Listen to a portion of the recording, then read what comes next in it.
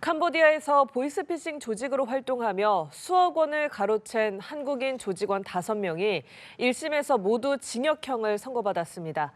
재판부는 외국의 조직의 본거지를 둔 만큼 피해가 심각한다며 양형 이유를 밝혔습니다. 송채은 기자입니다.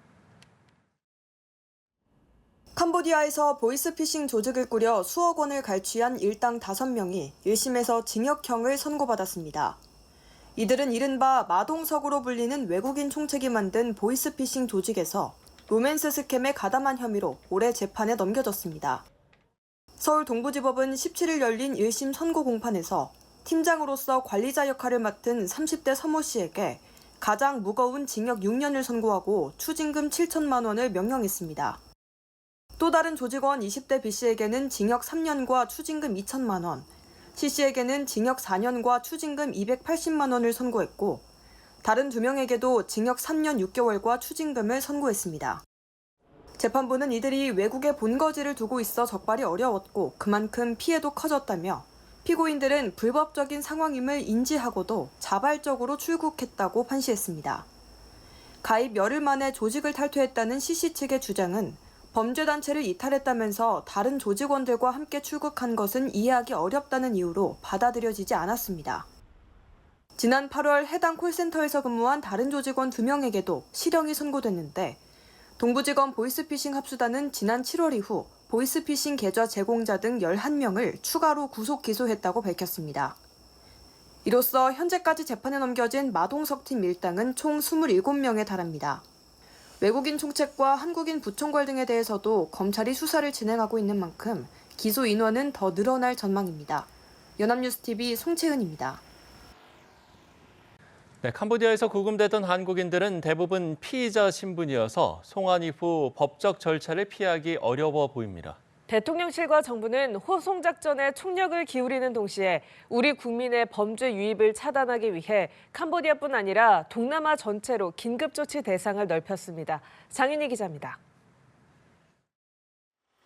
구금됐던 한국인들은 대부분 체포 대상인 피의자 신분으로서 국내법에 따라 조사를 받게 됩니다. 거의 모든 인원이 스캠 범죄 가담 등의 혐의를 받고 있기 때문에 그에 맞는 법적 절차가 적용된다는 것이 대통령실과 정부의 설명입니다. 이 중 국제형사경찰기구 인터폴의 적색 수배를 받는 혐의자까지 포함된 것으로 알려졌습니다.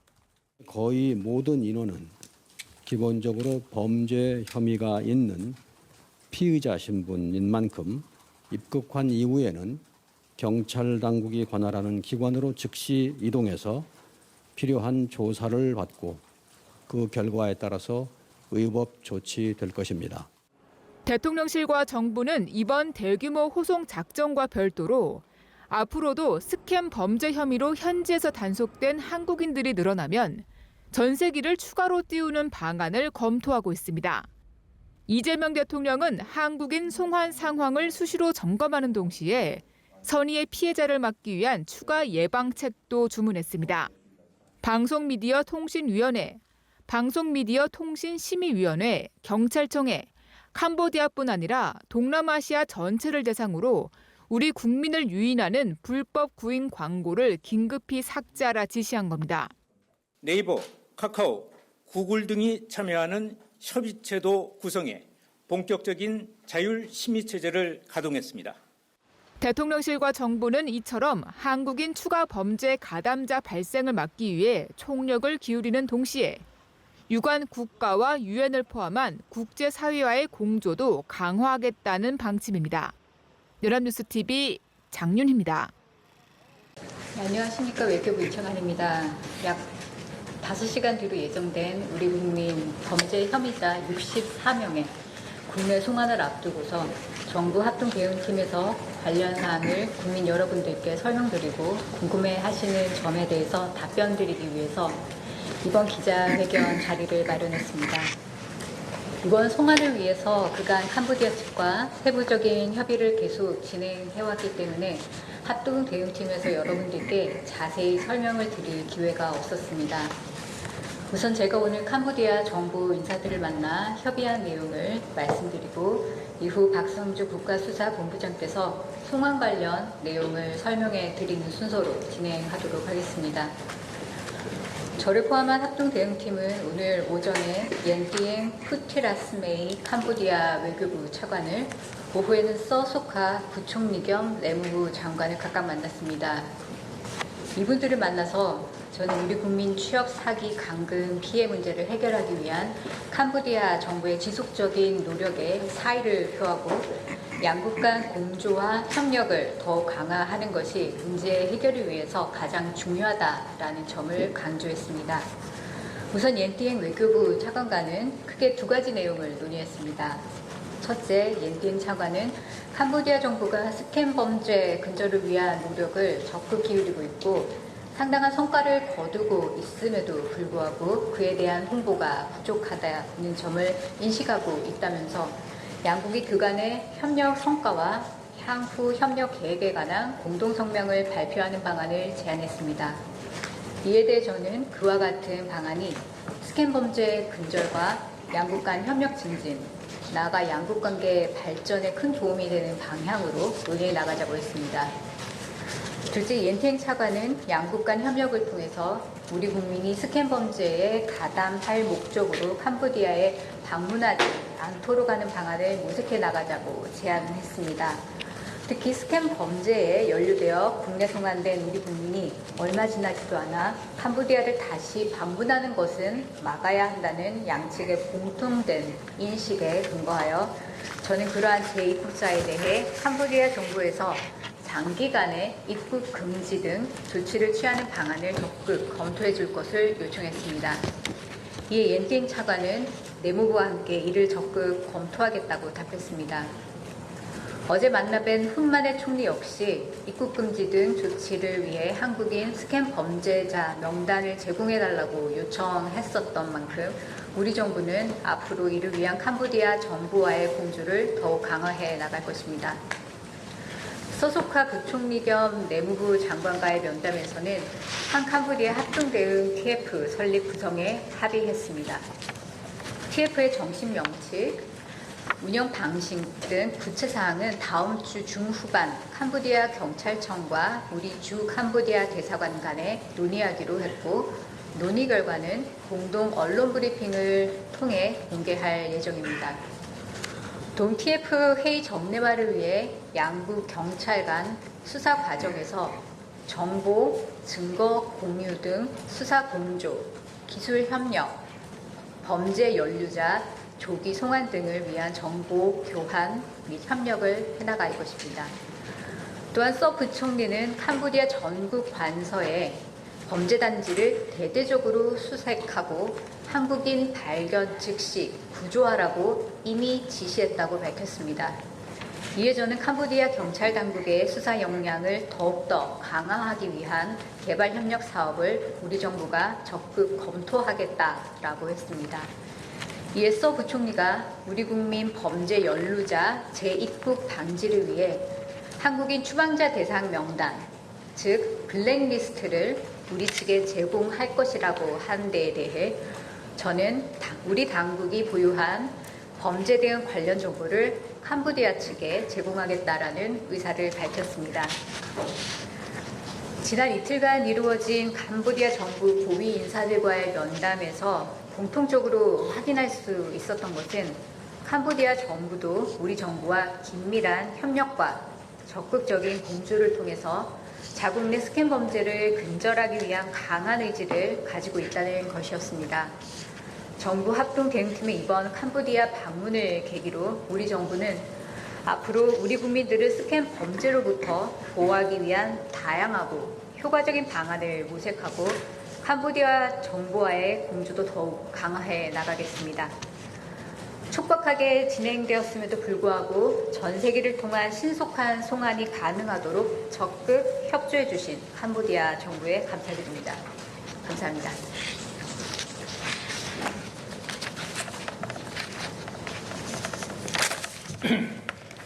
예, 국가수사본부장입니다.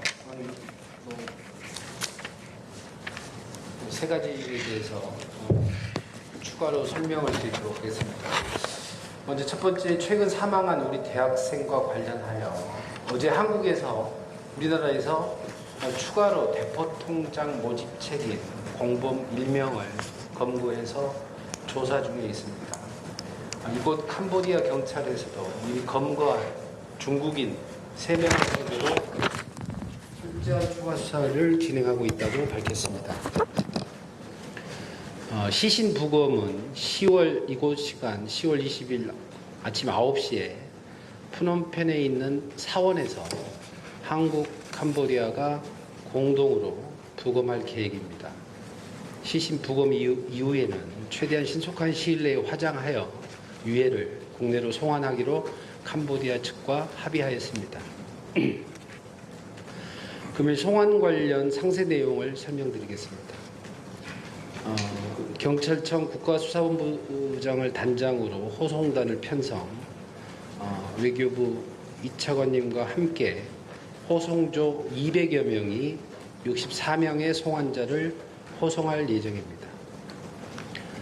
오늘 한국 시간으로 19시 20분에 인천에서 전세기가 출발하여 현지 시간 22시 40분경에 프놈펜에 도착할 예정이고, 송환자 탑승이 완료되면 현지 시간 내일 00시 30분경 프놈펜을 출발해 한국 시간 08시경에 인천공항에 도착할 예정입니다.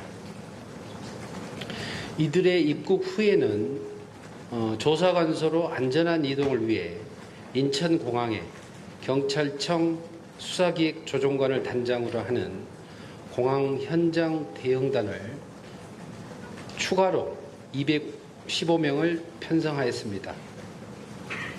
호송단이 도착 후 조사관소로 이동이 시작되면 공항에서 정부 합동 대응팀이 관련 브리핑을 진행할 예정입니다. 오늘 64명을 송환하게 되면 그간 캄보디아 당국과 협상을 진행해온 전원을 송환하게 되는 것입니다. 오늘 밤 송환하는 64명은 모두 범죄 혐의가 있어 국내로 송환 후 관할 수사관서에서 조사를 할 계획입니다. 64명을 조금 구체적으로 분류를 드리면, 캄보디아 당국의 스캠 단지 검거 작전으로 검거된 인원이 59명이고 스스로 신고하여 구출된 인원이 5명입니다. 많은 인원이 호송이 되는 만큼 경찰청에서 수감 사용 지침 및 호송 규칙을 준수하여 호송할 계획입니다. 이상입니다.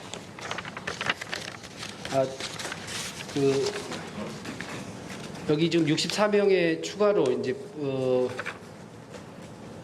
고객 관리팀 혐의를 받고 있는 사람들, 그다음에 리딩방 사기를 했었던 사람들, 그다음에 로맨스 스캠 사기를 했었던 사람들, 그리고 보이스피싱, 그리고 또 노쇼, 로맨스 스캠, 뭐 이런 식으로 각자 그 큰 카테고리를 분류하자면 그런 혐의를 받고 있다, 이렇게 이해하시면 되겠습니다. 이상입니다. 캄보디아 범죄 조직에 가담해 조건 만남을 빙자한 사기, 이른바 로맨스 스캠으로 통장을 모으거나 범죄 자금을 세탁한 혐의로 재판에 넘겨진 20대에게 징역형이 선고됐습니다. 대구지법은 사기 등 혐의로 기소된 28살 A씨와 B씨에게 각각 징역 4년 6개월을 선고했습니다. 이들은 지난해 캄보디아의 범죄 조직 지시를 받아 국내에서 계좌 여러 개를 모은 뒤 피해자 4명으로부터 4억여 원을 가로챈 혐의를 받고 있습니다. 사기 조직은 텔레그램에서 일본 여대생인 것처럼 속여 접근해 친분을 쌓은 뒤 즉석 만남을 핑계로 돈을 요구한 것으로 드러났습니다. 캄보디아 범죄단지 이른바 웬치에 최근 3차례나 다녀온 연루자를 연합뉴스TV 취재진이 직접 만났습니다. 더 이상 피해가 없기를 바란다며 입을 열었는데 현지에서 사망자가 더 있을 거라고 증언했습니다. 고희훈 기자의 단독 보도입니다. 최근 3차례나 캄보디아에 다녀온 50대 A씨, 기초생활수급자이자 신용불량자인 A씨는 텔레그램을 통해 통장을 며칠 빌려주면 대가로 1,200만 원가량을 돈을 벌 수 있다는 달콤한 제안을 받습니다. 모집 브로커, 소위 장집과 접촉한 A씨는 성금을 일부 받고 지난 8월 20일 캄보디아로 떠납니다. 보이스피싱 한다 하면 아무도 안 갑니다. 손잡 끊고 아들이 지금 20대들 아무리 돈이 구해도 과거가 캄보디아 무서운 동네인 거 알고 구인 사이트 보고 간다고 방송 계속 나오는데 그래 가는 거는 내가 아까 말씀드렸듯이 10%고 90%는 다 한국하고 중간책 모집책이 꼬시가 가는 겁니다. 캄보디아 시아누쿠빌에 도착한 그는 현지 경찰의 제지도 받지 않고 범죄단지 소위 웬치에 손쉽게 들어왔습니다. 하니까 입구에 경찰이 서 있어요. 100달러에서 150달러를 주면은 무조건 갑니다. 수백 군데에 달하는 웬치는 보이스피싱이나 로맨스 스캠, 코인 투자 사기 등을 하는데 범죄 정도에 따라 강, 중, 약으로 나뉜다고 A씨는 전합니다. 강의 경우 인신매매도 이루어지며 협박뿐만 아니라 폭행 등도 자행된다고 말합니다. 돈 갖고 장난치면은 진짜 죽입니다. 그게 아니고 지금 죽으나에 텔레비에 지금 2명 나오는데 죽으나 옛날까지 치면은 내가 알기로는 그냥 죽으나 50명, 100명 넘게 된다 봅니다. 근데 시중에 아들 다 죽었습니다. 몬사라에 진짜로 소각당이 있습니다. 소각당이 있어요. 사람 태우는데. 현재에는 한국인들이 적어도 1,000명 이상 있는 것으로 추정되는데 한국인들이 표적이 되는 이유는 따로 있었습니다. 우리나라가 장난치기 통장 장악하기 제일 좋은 게 우리나라더라고요. 그래서 우리나라 아들이 일본 최고 좋은 손님 한 돌리고 하는 거 제일 쉬운 거. 당장 눈앞의 이익 때문에 한때 범죄에 가담하게 되었다는 A씨는 뒤늦게 참여하며 자수했고 현재 경찰 수사에 협조하고 있습니다. 저도 이런 거 계좌가 더 줘야 되기 때문에 알려줘야 되는 거 맞고 경찰에서 그래서 내가 어제 자수를 했습니다. 이게 도저히 이건 아닌 것 같아. 연합뉴스 TV 고희입니다. SNS로 이성에게 접근해 호감을 산 뒤 투자 사기를 친 조직이 경찰에 붙잡혔습니다. 네, 피해자가 80명이 넘고 피해 금액은 122억 원에 달하는 걸로 나타났습니다. 보도에 고희훈 기자입니다. SNS 채팅창에 남녀가 대화를 나눈 내용입니다. 여성 쪽에서 누나를 못 믿어서 돈을 주지 않을까 봐 투자를 망설이느냐는 말을 남깁니다. 상대의 반응이 시원찮자 은혜를 갚으려고 도와주는 것이라며 계속해서 돈을 달라는 취지의 글을 보냅니다. 또 다른 대화방에는 오빠라고 부르는 사람에게 1,000만 원을 충전해주면 자신은 2,000만 원을 준비하겠다는 글도 적습니다. 대화를 건네는 여성은 한국계 외국 여성이라고 주장하지만 실은 남성 사기 조직원입니다.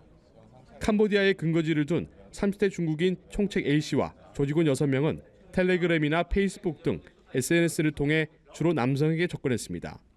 미모의 외국 여성 프로필 사진을 게재하고 대화를 걸며 짧게는 몇 주, 길게는 수개월 동안 이성적 호감을 표시한 뒤 신뢰관계가 쌓이면 본색을 드러냈습니다. 가상자산이나 금 선물 거래, 쇼핑몰 사업 등에 투자하면 돈을 벌 수 있다는 제안을 했고 84명에 달하는 피해자들이 꿰매 넘어갔습니다. 적게는 100만 원, 많게는 무려 20억 원에 달하는 돈을 투자한 피해자도 있었습니다. 피해자들 중에 여성인 걸 확인하기 위해서 통화를 요청하는 경우도 있었는데 그러한 경우에는 조직 내에 있는 여성 조직원들에게 보이스톡 등을 시켜 피해자들을 안심시킨 경우도 있었습니다. 지난 1월부터 8월까지 이러한 방식으로 122억 원을 가로챘습니다. 가로챈 돈은 라오스에 있는 자금 세탁 조직을 통해 배분됐습니다. 경찰은 캄보디아 로맨스 스캠 조직과 라오스 자금 세탁 조직 등 20명을 검거했습니다. 경찰은 일당 12명을 고속하는 한편 해외에 체류 중인 조직원 6명에 대해선 인터폴 적색 수배를 통해 추적하고 있습니다. 연합뉴스 TV 고희입니다.